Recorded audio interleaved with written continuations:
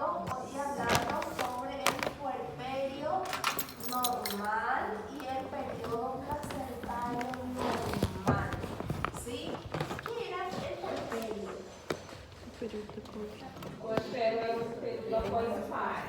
Es el periodo inmediatamente posterior a la expulsión de la placenta. O sea que es el parto, ¿sí?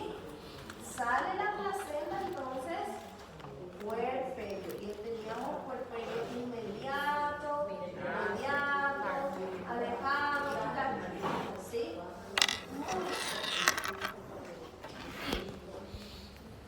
Dijimos que en el puerperio normal, ¿ustedes ya vieron un puerperio en la parte de práctica?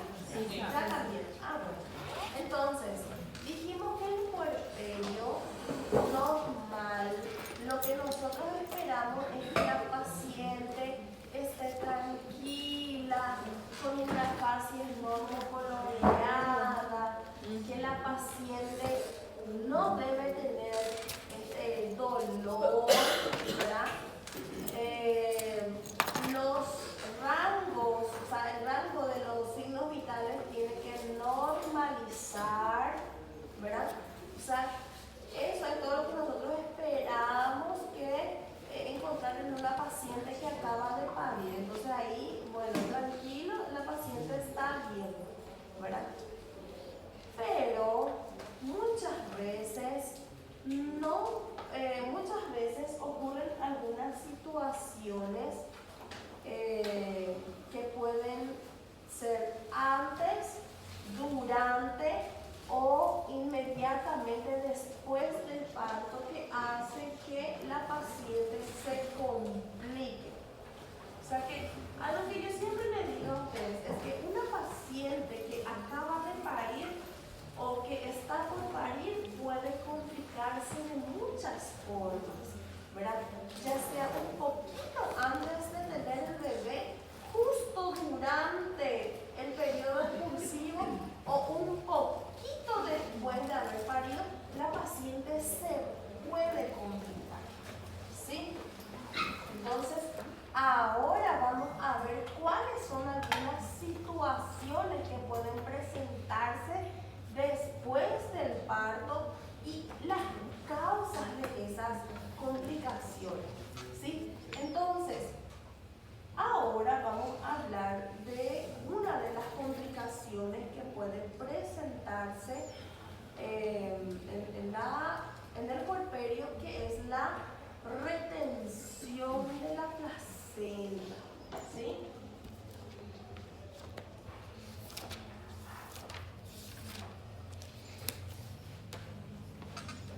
Retención de la placenta. ¿Por qué la placenta puede quedar retenida? Por muchas causas. ¿Y cuándo hablamos de una retención placentaria? Sí, pero el periodo. ¿Cuándo tenemos que empezar a preocuparnos?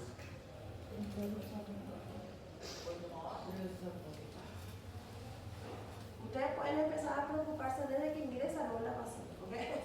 Bueno, pero una vez que nace el feto, cuando todo va a salir bien, es rápido luego la cosa, ¿verdad?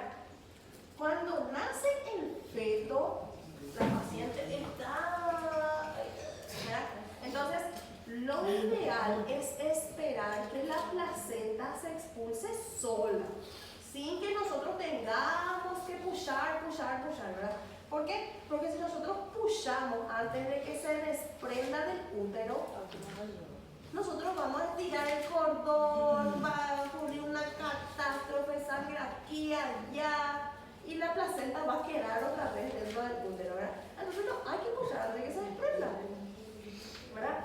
Por eso es que hablamos la vez pasada de los signos, cuáles son los signos que nos van a ayudar a saber si la placenta ya se desprendió o no se desprendió. Estaba el signo del pescador.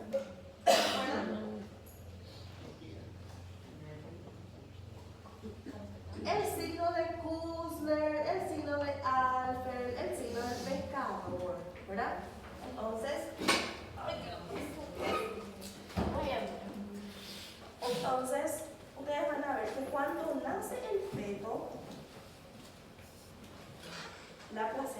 todavía está dentro de la cavidad uterina, ¿verdad?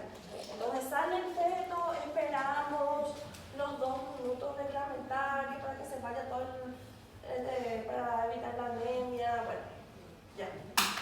Muy bien. Nace el feto, la placenta todavía está dentro del útero, ¿verdad? Entonces sale el bebé y ¿qué hacemos? Pinzamos y cortamos. Esta parte se va con el bebé la pediatra allá y nos queda esto aquí con una pinza, ¿sí? Entonces, ¿qué es lo que es el signo de Alfeld? Perdón, el signo de Kussner.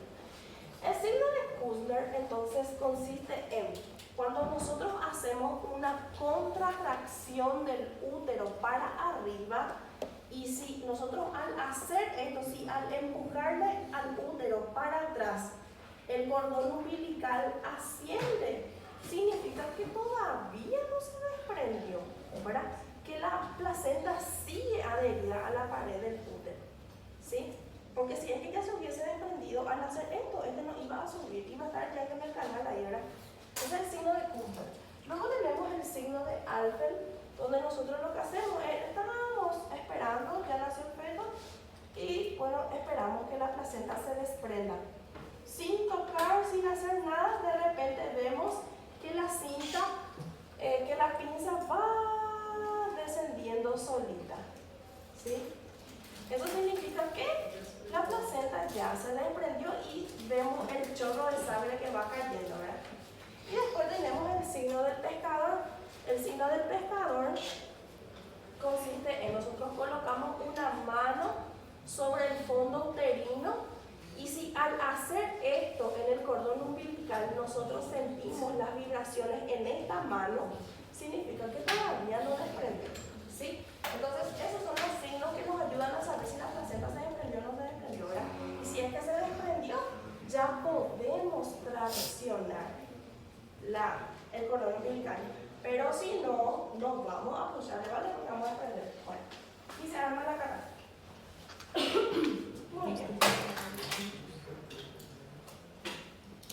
Súper. Entonces, una vez que nace el feto y cuando va a marchar todo bien, todo es tan rápido y natural y da gusto, ¿verdad? En 4 o 5 minutos la placenta ya se desprende, ¿verdad? Y ya da gusto, ya bueno. Pero otras veces hay situaciones que hacen que la placenta tarde en desprenderse, ¿verdad? Entonces, ¿hasta cuántos minutos podemos esperar? Hasta 30 minutos, ¿sí? Si ya pasaron 30 minutos y la placenta todavía no se desprendió, ya tenemos una retención placentaria, ¿verdad? ¿Y qué tenemos que hacer? Pues meter la mano para sacar la placenta que quedó retenida, ¿sí? En la cavidad uterina, ¿sí? Para eso vamos a necesitar del apoyo del anestesiólogo, ¿verdad? Y de otras personas que nos ayuden para el procedimiento, ¿sí? Muy bien. Entonces, ¿cuáles pueden ser algunas causas de esa retención placentaria? Están las distocias dinámicas, ¿verdad? ¿Qué son las distocias dinámicas? Hay veces, se dice que el útero es como el segundo corazón de la mujer, ¿verdad? Y es cierto, por la cantidad de sangre que llega al útero y porque muy similares a los nodos que tenemos en el corazón, de donde se originan los latidos, la corriente, también tenemos en los úteros, en el útero, ¿verdad? Entonces, en esos nodos se originan las contracciones, por eso decimos que el útero es como el segundo corazón de la mujer, y es así, ¿verdad? Entonces, así como el corazón, el útero, inmediatamente después del nacimiento del bebé y de la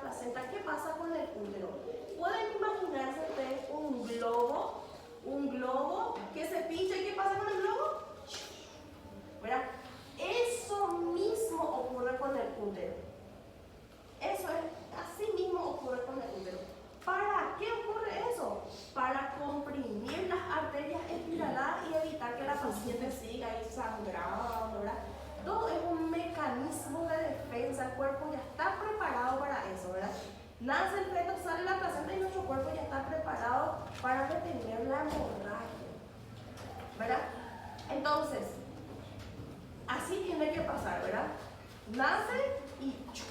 Pero, ¿qué pasa? Y es ahí mi comparación con el corazón, ¿verdad? Hay veces que no ocurre eso. Y entonces, en vez de que el útero se contraiga de manera uniforme y se achicharre, tiene contracciones aisladas. Aquí, acá, entonces se contrae y tiene como unos espasmos asimétricos, ¿sí? Esos espasmos asimétricos provocan esto. ¿Sí? Estos son los espasmos asimétricos. Les voy a mostrar un poquito. Esta parte más estrecha, más pequeña aquí, estos son los anillos de contracción. ¿Sí? Y si ustedes ven aquí, cuando la placenta en su totalidad queda retenida por encima de este anillo de contracción, tenemos el encastillamiento placentario. O sea, la placenta quedó retenida en su totalidad por encima del anillo de contracción. Sin embargo, cuando solamente parte de la placenta queda por encima del anillo de contracción, o sea, acá está la placenta y este es el anillo de contracción. Entonces, cuando solamente una parte de la placenta queda por encima y otra parte por debajo, estamos hablando de un engatillamiento, porque parece como de gatillo, ¿verdad? Entonces, engatillamiento placentario se llama, ¿verdad? Ambas son situaciones de retención placentaria. Entonces, cuando tenemos una retención placentaria y la paciente no sangra, podemos tratarlo de esta forma: retirar la oxitocina, o sea, que suspender la oxitocina, hidratar a la paciente y administrar espasmolíticos, antiespasmódicos, ¿sí? Y si no logramos resolver con esas medidas, o si la paciente sangra, directo tenemos que meter la mano en la cavidad uterina para retirar la placenta, ¿sí? Para hacer eso, entonces vamos a tener, si es que vamos a meter la mano, vamos a solicitar la presencia del anestesiólogo, la anestesia, ¿verdad? Para que la paciente no sienta dolor, y metemos la mano y retiramos la placenta, ¿sí? Muy bien. Entonces, doutora, o encastilhamento, no caso, é a placenta que fica acima sí, do anillo de contração? Sí, y este es el engatillamiento. Parte de la placenta por encima del anillo. Muy bien. Entonces, esas son las alteraciones en la contracción. ¿Cuál sería otra causa de retención placentaria? Las inserciones anómalas de la placenta. ¿Sí? ¿Qué son las inserciones anómalas? El acretismo placentario, cuando el tejido placentario invade la mucosa, o sea, el endometrio, y llega hasta la capa muscular, pero no penetra la capa muscular. En el incretismo placentario, la placenta o el tejido placentario invade la mucosa, la muscular, pero no atraviesa la serosa. Y el pencretismo placentario es cuando el tejido placentario invade la totalidad de la pared del útero, atraviesa la serosa, incluso puede lesionar órganos vecinos. Puede llegar a vejiga, puede llegar a intestino, al colon, ¿verdad? Y se arma la hecatombe, ¿sí? Entonces, estos son anomalías de la placentación. ¿Cuáles son las causas de anomalías de la placentación? Las cesáreas. ¿Sí? Cuanto más cesáreas anteriores tenga una paciente, más riesgo de inserción de anomalías de la placentación, ¿verdad?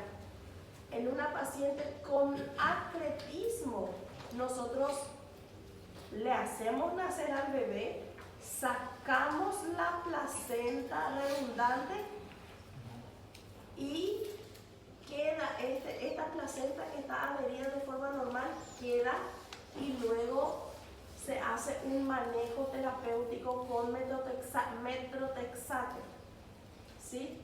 Para hacer que todo el tejido placentario que quedó se achicharre y se consuma, ¿verdad?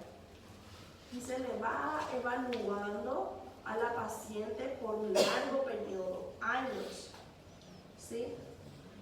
En el caso de que al extraer al feto la paciente sangre, no hay de otra que sacar el útero, en los 3 casos. Entonces el manejo es histerectomía si hay sangrado en el acretismo, pero en el percretismo sí o sí hay que sacar el útero, porque no podemos permitir que este tejido pues ya atravesó toda la pared de la placenta y puede seguir invadiendo las otras estructuras. Entonces sí o sí hay que sacar el útero, ¿sí? Entonces, ¿cómo está relacionado la anomalía de la placentación con la retención placentaria? Hay veces que el diagnóstico no se hace, ¿sí? Por ejemplo, en esas pacientes que vienen para parir, nomás que no hicieron su control prenatal, ustedes van a ver que nace el feto, sale la placenta y la paciente continúa sangrando. No es atonía, no es trauma, no es tejido, no es trombina. Entonces probablemente sea una anomalía de la placentación, ¿verdad? En esas pacientes que no pudieron ser diagnosticadas antes de parir, ¿sí? Porque esto ya se puede diagnosticar desde temprano, desde el segundo trimestre ya puede ser diagnosticado. Entonces vos cuando sabes que tu paciente tiene un acretismo o percretismo, vos le programás una cesárea. Esta paciente no puede tener parto vaginal. ¿Sí? Muy bien, entonces puede ser causa de retención placentaria. Esta es una placenta, ¿verdad? Muy bien.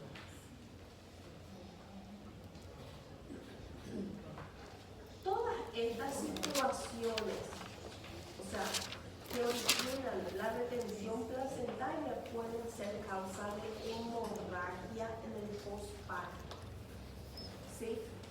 Entonces, cuando nosotros decimos que tenemos o podemos decir, esto ya es una hemorragia del posparto, cuando la paciente tiene una pérdida sanguínea mayor a 500 ml después de un parto vaginal, mayor a 1000 ml después de una cesárea, cuando el sangrado causa signos de shock y cuando hay una disminución del hematocrito mayor al 10%, entonces, bueno, tenemos una hemorragia posparto y se activa el código rojo, ¿sí? ¿Ya escucharon hablar del código rojo? ¿No? Bueno, vamos a, creo que te dije una vez en clase, sí, no el código. El código rojo se activa para evitar las muertes maternas prevenibles. Ustedes saben que cuando ocurre una muerte materna, ni siquiera es muerte del feto, pero cuando ocurre una muerte materna, se arma un desastre, ¿sí? Intervención en el hospital, viene la gente de la capital, se investiga pero a fondo. ¿Por qué? Porque es una mamá, para que ustedes se imaginen nomás la importancia de una madre en el seno familiar, Cuando muere una mamá, se investiga hasta el fondo qué fue lo que ocasionó la muerte de esa mamá, ¿verdad? Porque pueden imaginarse nomás ustedes, sin desmeritar el trabajo de los papás, por supuesto, no estamos hablando de quién es mejor que otro, ¿verdad? Pero imagínense nomás ustedes una familia del campo con 10 hijos. ¿Qué pasa cuando se va el papá o se va la mamá? ¿Qué pasa cuando se va el papá? Bueno, chao. Pero ¿qué pasa cuando se va la mamá?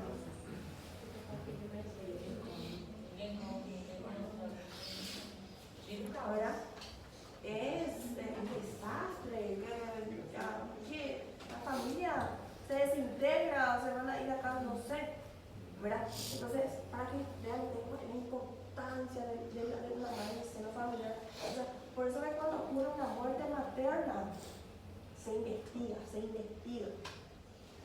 Bueno, ¿qué es el código rojo? El código rojo se activa, es un mecanismo que se activa para evitar las muertes maternas prevenibles. Aquí yo les muestro a ustedes en mi WhatsApp. No hay nada. Bueno, aquí tenemos un grupo que se llama Cero Muertes Evitables. En este grupo estamos todos los ginecólogos, obstetras, directores de todo el Alto Paraná, ¿sí? Entonces, aquí nosotros nos avisamos todito. Entonces, por ejemplo, se activa código rojo en el Hospital Distrital de Minga, Guazú, puérpera, posparto vaginal, más atonía uterina, ¿verdad? Entonces, todos los hospitales del Alto Paraná ya están alerta, ¿sí? Por si esa paciente cae, todos los hospitales que tienen que estar preparados por si esta paciente necesita de ayuda, necesita oxígeno, necesita traslado. Por ejemplo, esta paciente se activó código rojo en Minga y no tiene terapia. Bueno, entonces el hospital regional ya tiene que prepararse para recibir a esta paciente. O necesitamos traslado de paciente al Hospital San Pablo y el Hospital de Minga no tiene ambulancia. Bueno, se solicita unidad de Hernandarias. Entonces la ambulancia de Hernandarias tiene que ir a buscar a la paciente para llevar. Y así se activa el grupo de código rojo porque todos los hospitales tienen que estar preparados para esta paciente. Colaborar de alguna forma, ambulancia, oxígeno, terapia, lo que sea, para esta paciente, ¿sí? Entonces ese es el código rojo, ¿sí? Y el grupo de cero muertes evitables. Muy bien. Entonces, cuando tenemos y hacemos el diagnóstico de una hemorragia postparto, se activa código rojo, ¿sí? Entonces, tenemos una paciente en sala de partos, ¿sí? Acaba de parir. Inmediatamente después de parir, ustedes notan que la paciente empieza a sangrar. Sangra. Entonces, cuando la paciente empieza a sangrar, tenemos que pensar en las 4T. ¿Ya escucharon hablar de las 4T? Yo no lembro.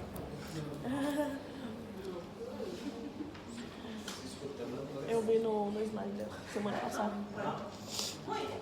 Ahora, las 4T de la hemorragia postparto son tono, trauma, tejido y trombina. ¿Qué? ¿Sí? Repítanlo. Tono, trauma, tejido y trombina. Tono, trauma, tejido y trombina. ¿Sí? Tono, trauma, tejido y trombina. En ese orden. ¿Qué significa tono, trauma, tejido y trombina? Cuando tenemos una hemorragia postparto, ya hacemos, tenemos una hemorragia postparto, lo primero que tenemos que pensar es en tono.